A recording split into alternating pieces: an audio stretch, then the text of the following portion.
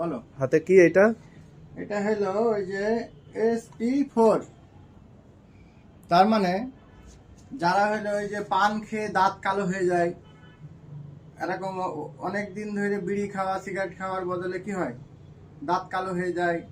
চা খাওয়ার কারণে দাঁত কালো হয়ে যায়, অনেকে অলসতায় দাঁত মাজে না, দাঁত হলুদ হয়ে যায়, কালো হয়ে যায়, তাদের জন্য কিন্তু এই মাজানটা মানে পেস্টটা, এটা হলো চায়না পেস্ট। এটার গুণাগুণ বলে শেষ করা যাবে না, আসলে অনেক রকম গুণ। এটা অরিজিনাল ডুপ্লিকেট আছে, নেওয়ার সময় অবশ্যই কিন্তু যাচাই বাছাই করে নিতে হবে। এটা কিন্তু অরিজিনাল চায়না।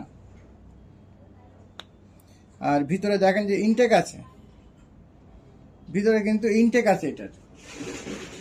অনেক সময় আপনাকে দিয়ে দেবে কিন্তু ইনটেক দেবে না, এই যে ইনটেক, ঠিক আছে। এইটার কি কি গুণ বললাম মনে আছে? যারা দীর্ঘদিন পান খেয়ে দাঁতকে কালো করে ফেলেছে, কিংবা চা খেয়ে দাঁতকে কালো করে ফেলেছে, যারা চা খেয়ে দাঁতকে কালো করে ফেলেছে, আর অন্যান্য নেশা পানি করে এরকম তরমুজের বিচির মতন। হ্যাঁ, তরমুজের বিচির মতন। দাদা সাহায্য করছে, বলছে তরমুজের বিচির মতন হয়ে গিয়েছে, আসলে অনেকের হয়ে গিয়েছে। তো এইটা যদি ব্যবহার করা যায় নিয়মিত, এই পেস্টটা ফোরানোর আগে তার কি হবে, দাঁত একদম দুধের মতন সাদা হয়ে যাবে।